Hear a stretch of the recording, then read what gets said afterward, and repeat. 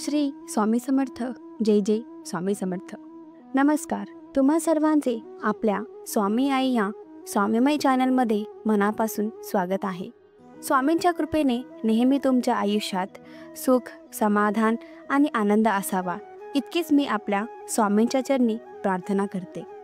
आणि आपल्या आजच्या या नवीन आणि सुंदर व्हिडिओला पुन्हा एकदा नव्याने सुरुवात करते. भक्तांनो, आज मी तुम्हाला आपल्या या नवीन व्हिडिओमध्ये जिथे स्वामी पाय जिथे नेऊन काय, स्वयी भक्त प्रारब्ध गडवी ही माय या वाक्याची प्रचिती देणारा एक स्वामी भक्त ताईंचं भाग्य बदलणारा अत्यंत रोमांचक असा अद्भुत अनुभव आज मी या व्हिडिओमध्ये सर्वांच स्वामी भक्तांना सांगणार आहे.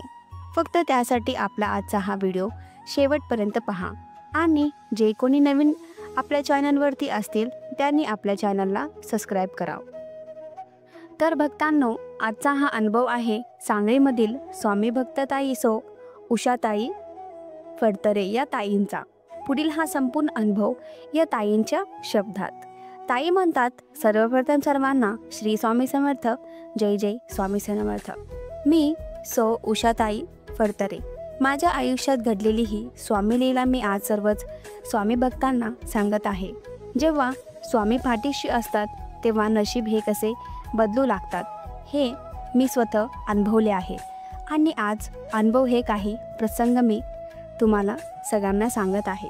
मी लहानपणापासूनच स्वामी समर्थ महाराजांची सेवा करते. घरात मी पहिलीच जे स्वामी सेवेत आले, स्वामींची पारायण करू लागले. स्वामी आणि माझं नातं म्हणजे जणू काही मागच्या जन्माचं. मग माझ्या घरच्यांनी म्हणजे माझ्या आई, माझे बाबा यांनी सुद्धा माझ्या पाठीपाठ स्वामी सेवा सुरू केली.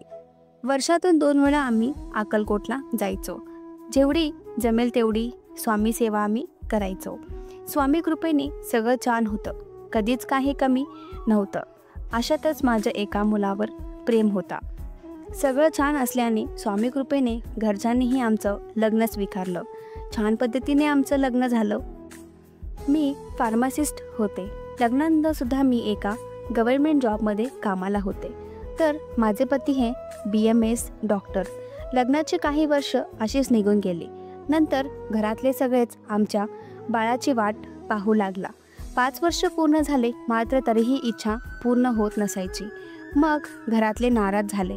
त्यांना आम्ही मुद्दाम वेळ घालवतोय असे वाटू लागले. मात्र 5 वर्ष झाल्यावर आम्ही वेल सेट झालो आणि मग आम्ही सुद्धा आई बाबा होण्यासाठी प्रयत्न लागलो. मात्र ते सुख आमच्या नशिबात येत नव्हते. सुरुवातीला वाटले की ही काही दिवस, काही महिने हे सुख आपल्याला नक्की मिळणार, पण असं नव्हतं. बरेच प्रयत्न केले, सगळं करून थकलो, मात्र तरीही ते सुख आमच्या पदरात येत नव्हते. मग माझ्या काही टेस्ट केल्या आणि त्या टेस्ट केल्यावर कळालं की माझ्या गर्भपिशवीला एक छोटासा छिद्र आहे, ज्यामुळे मला आई बनता येणार नाही. तर यावर माझा विश्वासच नव्हता. पण माझ्या पतीने यावर उपाय म्हणून माझं ऑपरेशन करण्याचं ठरवलं. ऑपरेशन सक्सेस झालं. मात्र त्यानंतर माझ्या गर्भपिशवीला एक गाठ झाली आणि ती गाठ बेल्ट असल्याची होती, ज्यामुळे बाळ कधीच गर्भात वाढू शकत नाही. लग्नाचे 10 वर्ष उलटलं. खूप प्रयत्न केलं, सर्व डॉक्टर प्रयत्न केले. माझे पती स्वतः डॉक्टर असून ते सुद्धा प्रयत्न करून थकले, पण काहीच होत नव्हतं. मग घरच्यांनी मला माझ्या पतीचे माझी समजूत काढली. आता ते सर्व विसरून जाऊ, आपण आई बाबा होऊ शकत नाही हे आपण स्वीकारू. सगळ्यांनी मला समजावले, मात्र तरीही मला ते स्वीकारता येत नव्हते. मला आई बनायचं होतं आणि माझं ते प्रेम, माझं ते स्वप्न होतं. सर्व थकले, सर्व हरले, तरी मी मात्र स्वामींचे भक्त होते आणि स्वामी अशक्य ते शक्य असे करतात याची असंख्य वेळा मला प्रचिती आली होती. मग मी सर्व मेडिसिन अक्षरशः फेकून दिल्या. सर्व रिपोर्ट मी जाळून टाकले आणि सुरुवात केली ती स्वामी सेवेला. मी जॉबसुद्धा सोडली. मी दिवसभर स्वामी सेवा करायचे. अशातच एके दिवशी मला अक्कलकोटला जाण्याचा योग आला आणि आम्ही अक्कलकोटला गेलो. छान दर्शन झालं. मनाला खूप समाधान वाटले.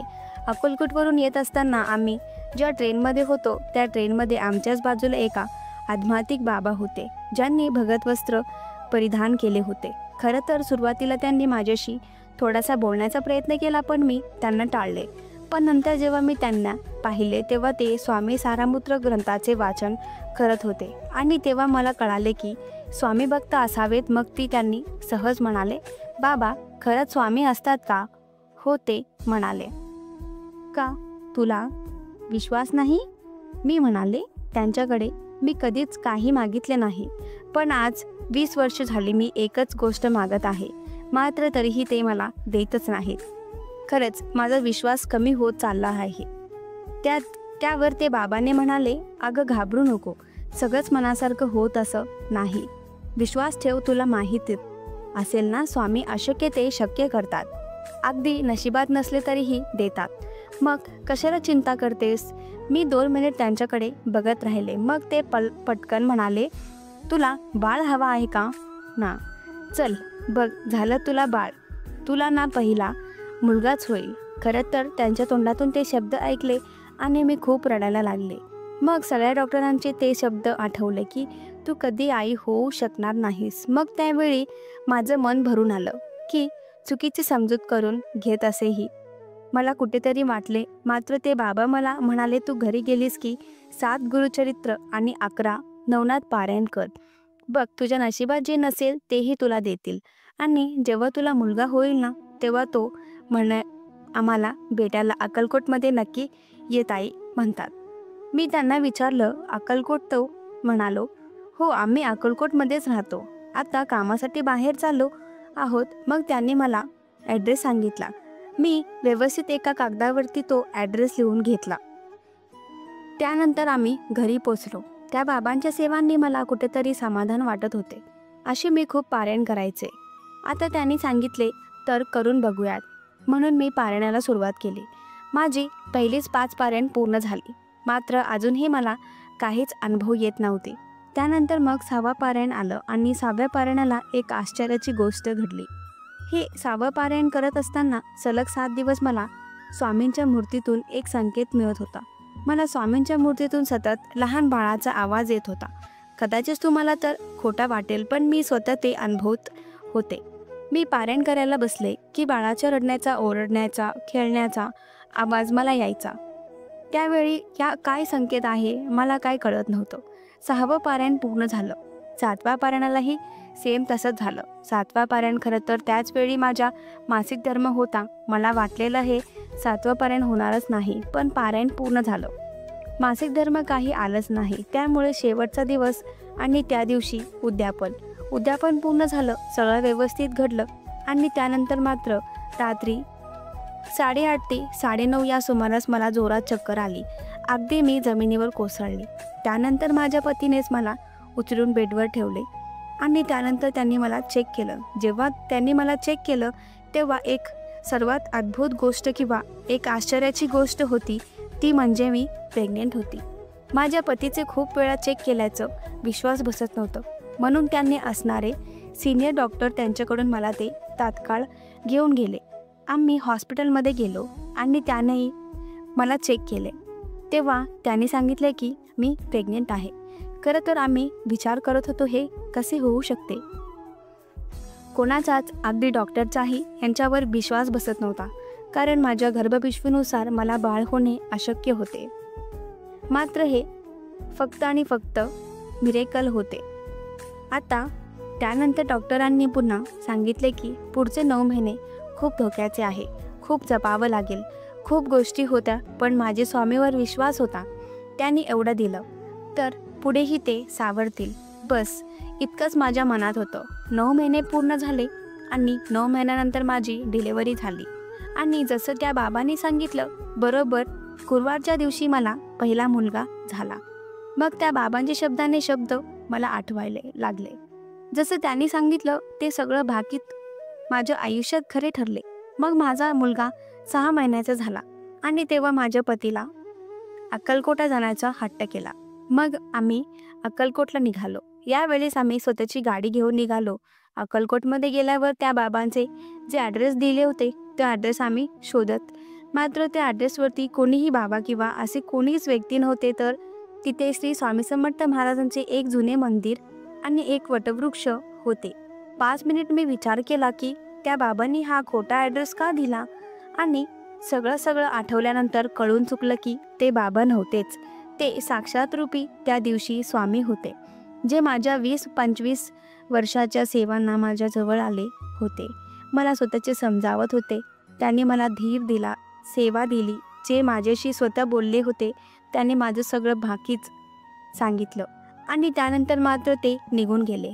तेव्हा कळून चुकले की श्री स्वामी समर्थ महाराज हे आपल्याला स्वतःचे मिळाले आणि श्री स्वामी समर्थ महाराज हे आपल्यासाठी स्वतः आले. त्या दिवशी अक्षरशः धन्य वाटले आणि बाळाचे नाव हे स्वामींना ठेवलं आहे. इतक्या वर्षानंतर स्वामींना माझ्या पदरात खूप मोठे सुख दिले. खरं तर स्वामी सेवा केल्याने आपल्या नशिबात जे नसते तेही मिळते, हे मला क्षणी कळून चुकले.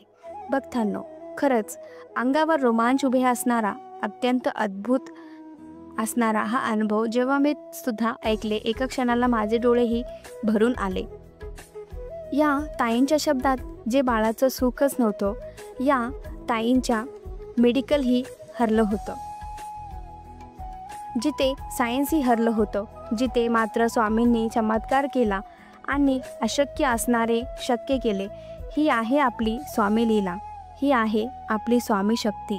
आजचा हा अनुभव तुम्हा सगळ्यांना, स्वामी भक्तांना कसा वाटला कमेंट करा. तुमचेही काही असे अनुभव असतील तर आपल्या चॅनलवरती शेअर करा. असे छान छान अनुभव पाहण्यासाठी आपल्या चॅनलला सबस्क्राईब करा.